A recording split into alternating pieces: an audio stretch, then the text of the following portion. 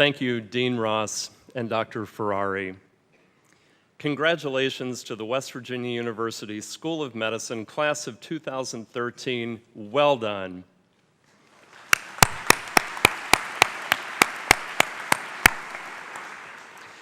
I have been told that you are a particularly special class, and it is an honor for me to be here on this day with you and with these distinguished faculty and guests.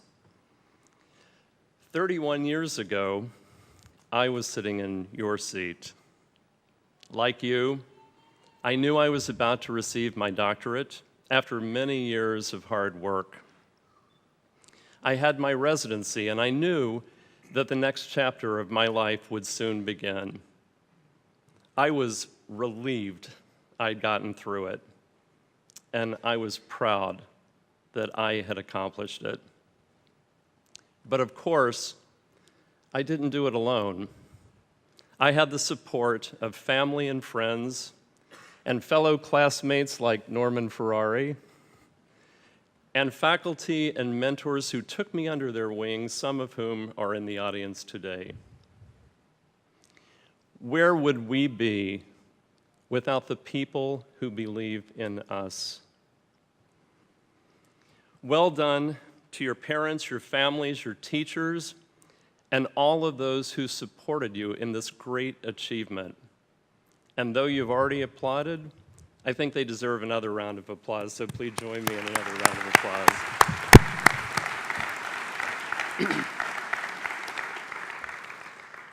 But truthfully, at the time I was sitting in your chair, I was also feeling a bit apprehensive. Did I make the right decisions? Did I choose the right residency? Would I be good enough? Would I be successful in the next chapter? What I did not know when I was sitting in your chair was just how special my education here was. It was not until after I left WVU that I began to understand and appreciate the unique experience and learning that I received here. My experience at this school taught me a lot. I knew what it was like to touch a patient. I had watched them struggle. I had watched many of them heal, and I had watched some of them die. I knew how important they were to their friends and families, and I knew what they contributed to the world, no matter who they were. This appreciation developed as I practiced and taught medicine and as I took on leadership responsibilities in the healthcare industry. From all of these experiences, I would like to share with you 3 pieces of advice that I feel will help you in the next phases of your lives and in your professional careers. First, always live your values. Second, as physicians and biomedical scientists, always focus on the patient. And third, always appreciate and honor the foundation and humility that your families and this school have given you. So let me share a few thoughts about always living your values. As you know, West Virginia University expects that every mountaineer share and embrace their historic commitment to honesty, integrity, and the search for truth. I am sure that you have already experienced times when your commitment to your values has been challenged. Your values will be challenged again, many times, I can assure you. How you respond in the face of these challenges will determine the person and the physician and scientist that you are. As you move through your careers, you may encounter challenges to your honesty and integrity in very obvious ways. But more often, It might be subtle. Look at the healthcare environment you are entering and the uncertainty around how it will evolve in the face of healthcare reform. You could easily get lost in that. You may find times when people suggest a workaround or a quick bending of the rules to get to an outcome. But if you stand back and you examine it with your values, you may find that it could compromise you or even the very thing you are trying to achieve, which is and always will be the best outcome for patients. I have been fortunate to have worked with hundreds of people who are talented and dedicated and have entered healthcare just like you so that they can help people live their lives and fulfill their dreams. Some of them have pursued this through the practice of medicine, through teaching, through medical research, and other roles in the healthcare industry. Occasionally, I've seen, and I'm sure you've read and heard about, people who lost their way and ended up tarnishing their reputation and the reputation of the institution they work for, and some have even ended up on the other side of the law. I would venture to say that none of them set out to end up there. Rather, I think it was a series of subtle choices made over a period of time that led them to a bad outcome. So stick to your mountaineer values, honesty and integrity, and always search for truth, even in the face of what may seem like inconsequential choices. If you do that, you will be successful no matter what path in medicine you take. My second bit of advice for you, as physicians and scientists, is to always keep your focus on the patient. One reason I so highly value my West Virginia University medical education is that it taught me to have the humility to put the patient first, to understand that I can learn from everyone I serve, meet, and work with. Understanding that has helped me become a better person, a better physician, and a better leader. You are talented. You are smart. You are well-trained. But be humble as you serve others. Maintain this humility so that you can continue to learn and grow from those around you. I first learned that lesson here, and I've been reminded of it many times since. When I left West Virginia to do my residency at Johns Hopkins, I worked in an internal medicine ward where I treated many elderly patients. Most of them were very poor and of very modest backgrounds. Now, this was a time when there was no rest for the house staff. And one night, I went into a patient's room, and I sat in a chair beside her bed to do some paperwork. And after a few minutes, I fell asleep.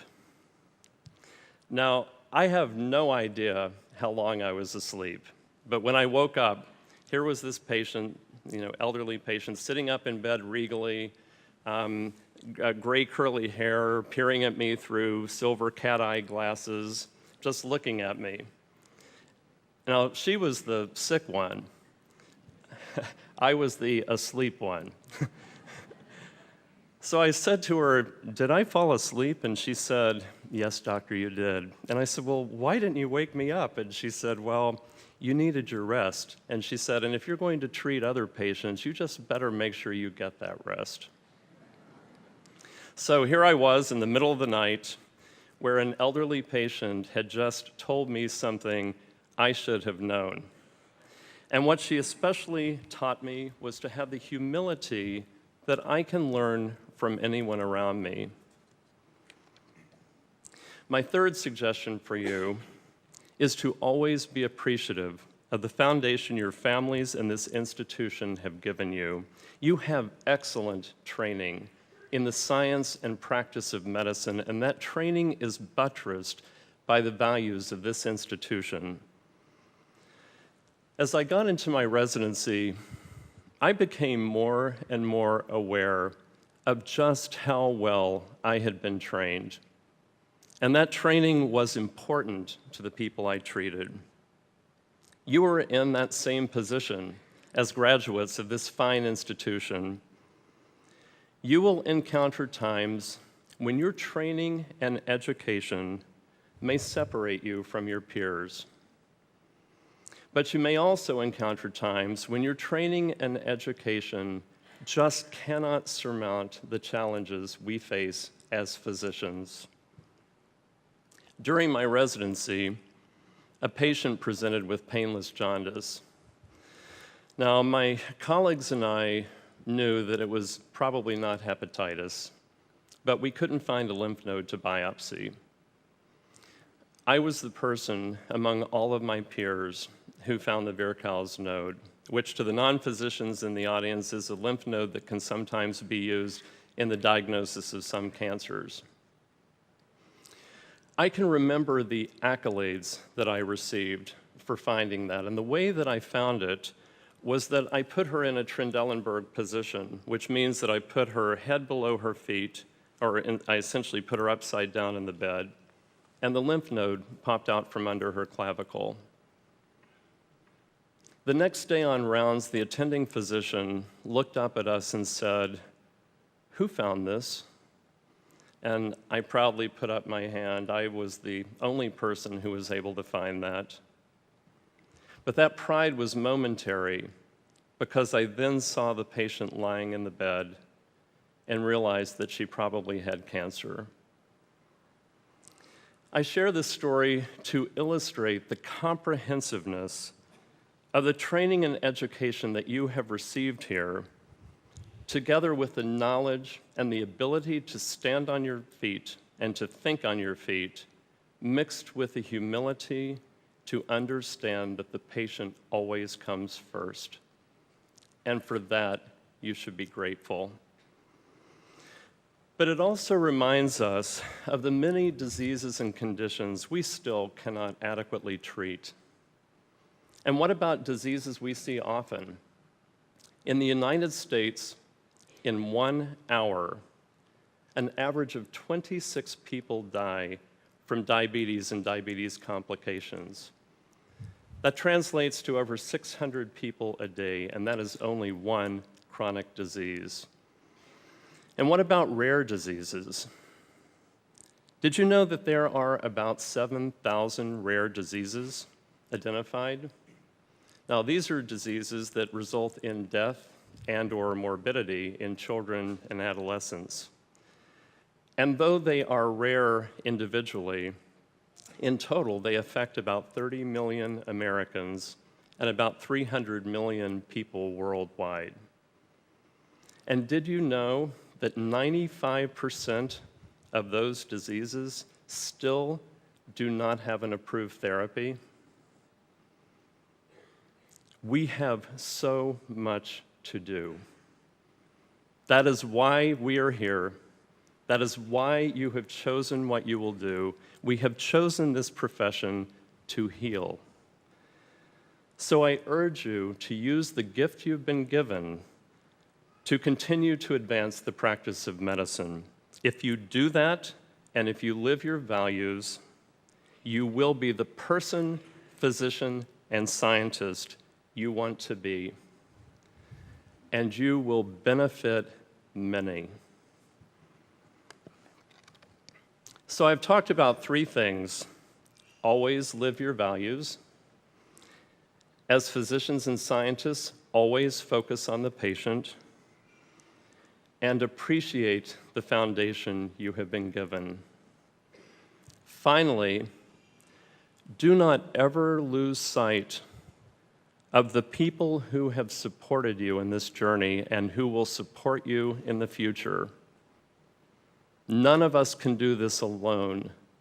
Many people will sacrifice much so that we can do what we have chosen to do. Please don't forget this.